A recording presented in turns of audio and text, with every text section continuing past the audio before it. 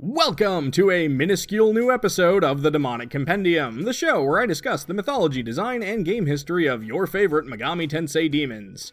Did you all know that Butterbur plants often flower in the spring, particularly April?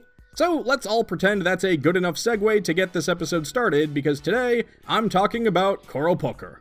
Now, right off the bat, I'm aware these figures are sometimes called Koropokkur, or in a few games even Koropokkuru, which I really struggle to get that off my tongue, so I'm just going to be referring to them as Koropokkur for the rest of this video. The Koropokkur are supposed figures from Ainu lore, Ainu being indigenous people of northern Japan who mostly lived up in Ezo, or the Hokkaido region as it's better known now. Koropokkur's name comes from a combination of words with Koro referring to the Butterbur plant, Pok meaning below, and Kur or Kuru meaning person. So roughly speaking, their name translates as people under the Butterbur. As the name implies, the Koropokkur fall into the common mythological branch of tiny people, similar to the Menehune of Hawaiian folklore or the brownies from European tales. They had their own culture and society, and would often trade goods and services with the Ainu people by leaving out fish or tools, and letting the Koropokkur perform tasks or make trades under the cover of darkness and anonymity. Until one day, some dude who was probably named Todd or something decided that he really wanted to see what a Koropokkur looked like. So he staked out the window where they usually left gifts, and when he saw movement, reached out and grabbed it. However, it turned out that this Koropokkur wasn't a tiny old man, but an incredibly beautiful woman, who was so offended by the young man's actions that she declared the Koropokkur would never help the Ainu people again. And I guess that just caught on, like she was just so hot that she had the power to do that. The Koropokkur are such an iconic myth that they've made their way into a lot of facets of pop culture and video games. Outside of Megami Tensei, we've seen them, or at least their influence, in several other franchises, like the series of Mana, Harvest Moon, and even The Legend of Zelda, among others. Now, there are some anthropological theories that the Koropokkur are themselves based on either people who lived in the region even before the Ainu, or simply the idea of earlier generations of Ainu that utilized different tools and hunting techniques. But don't quote me on any of that. I'm not an anthropologist. Heck, I'm barely even a demonologist. I'm just a YouTuber. Koropokkur's compendium entry from Persona 5 Tactica refers to them as small human-like creatures that have kind, calm personalities. Once coexisting with the Ainu people of Japan, there was a falling out at some point, and they disappeared. Hey, if you like what I do, please consider commenting, subscribing, maybe even checking out the Patreon. It honestly does all help a lot. Thanks, moving on. Design-wise, it's time for another entry of Kaneko just copied Shigeru Mizuki. Now, obviously, I do not mean that in a negative or malicious way. Mizuki was a famous manga artist who brought hundreds of yokai and folklore to life through his illustrations. In some cases, he basically was seen as the one to establish what these beings looked like. So, of course, other artists would take inspiration from his sources and influence. Mizuki's Koropokkur is an old man with a big white beard who carries a Butterbur leaf around like an umbrella. Kaneke's Koropokkur is an old man with a big white beard who carries a Butterbur leaf around like an umbrella but isn't wearing shoes for some reason. Even his Demikid's design is basically just a cartoonier version of that idea and feels like the exact same design drawn by a different artist. And his Persona 5 The Phantom X design is just a somewhat more dynamic pose. While I can appreciate Kaneko's reference to classic manga and yokai art, I'm just saying Doi probably would have given us the super hot Koropokkur from the Fable.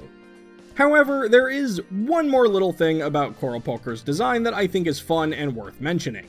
Like a lot of demons from the era, Koropokkur has two different color palettes, one from the original Devil Summoner and one from Soul Hackers a few years later.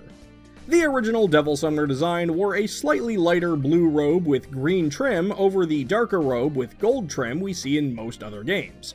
However, the mobile game, D2, actually uses a 3D model of the figure with his original Devil Summoner colors, which no other game in the franchise does, so yeah, I think that's kinda neat. As far as game history goes, much like the Koropokkur themselves, this little demon has had some pretty subtle roles that we can appreciate, even if they don't always make the biggest splash on the game's narrative. In Devil Summoner 2, Raidou Kuzunoha vs King Abaddon, Koropokkur appears as the very first demon that Raidou fights in the tutorial as part of his trial. After defeating him, even more show up, so you've gotta beat them up too.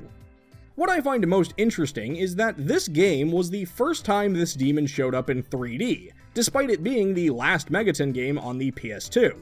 Many of King Abaddon's newly 3D demons were either super plot relevant or just alterations of existing models, so it's very interesting to me that they went out of their way to make a 3D model for such a minor figure, not even slip it into Persona 3 Portable, and we wouldn't see him in 3D again until almost a decade later with Persona 5, unless you count the static PNG of his 3D model from Persona Q Shadow of the Labyrinth.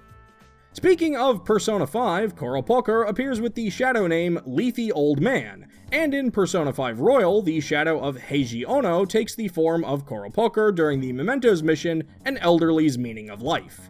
A unique element to this boss fight is that if you do it on a day when it's raining, he has extra dialogue where he complains that his body always hurts when it's raining, but he'll ignore the pain to cause more trouble.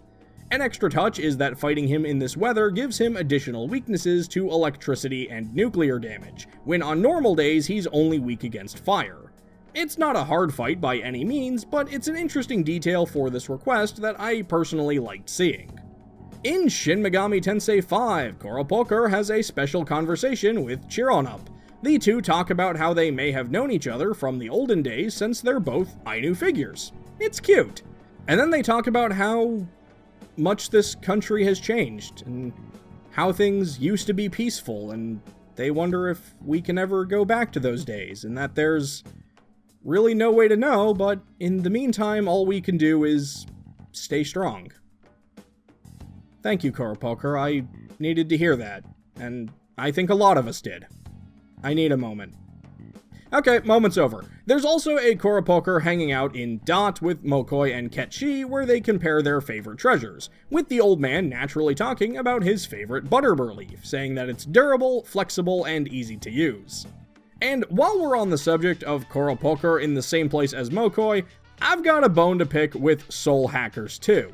In the request Academics wanted, Ringo has to answer 3 questions about demons, one of which is, what is the translated meaning of Jirai Koropokkur's name? And the answer is, of course, Dweller Beneath the Butterbur. We talked about that earlier.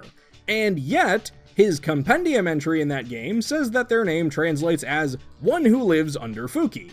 Like, I understand that both are accurate, Fuki is just a Japanese term for the same plant as Butterbur, but like, why don't these match? It seems needlessly confusing. I guess you could argue it's a little bit more realistic that these two different sources in the game universe would use different translations, but it feels very bizarre to me. Also, hey, remember how just a couple months ago I talked about how Tam Lin just was a bunch of random NPCs, usually bad guys, in the Demi-Kids games? Well, Koropokkur is just a lot of NPCs in these games as well. Also, in English, they were known as Koropokkur, which may come from Koropokkur sometimes being written with a B instead of a P in Japanese, but it also sounds like they just merged it with Carbuncle from Final Fantasy. Koropokkur has been showing up a lot more in recent games after a pretty lengthy dry spell, so I'm eager to see where things are going to go with these particular figures. Hey, this is John from slightly in the future of recording the rest of this script, but the recent announcement of Raidou Remastered, The Mystery of the Soulless Army, confirmed that yes, Koropokkur will be one of the roughly 50 new demons added to this remake, and it's very possible that he'll do something that he didn't do in King Abaddon, like have a special conversation with someone or be part of one of the remake's new case files. I can't say for certain, but I wanted to confirm that yes, he will be in this game despite not being in the original. And there you have it, Koropokkur, the bygone bijou bloke burrowed and bustling beneath the Butterbur. Did I leave out something you thought was important? Was I just plain wrong about something? Let me know in the comments below, and don't forget to let me know who you'd like to see me talk about in future episodes. That's going to do it for this episode of the Demonic Compendium, and I will see you next time. But be careful while you rest that a demon doesn't take over your body.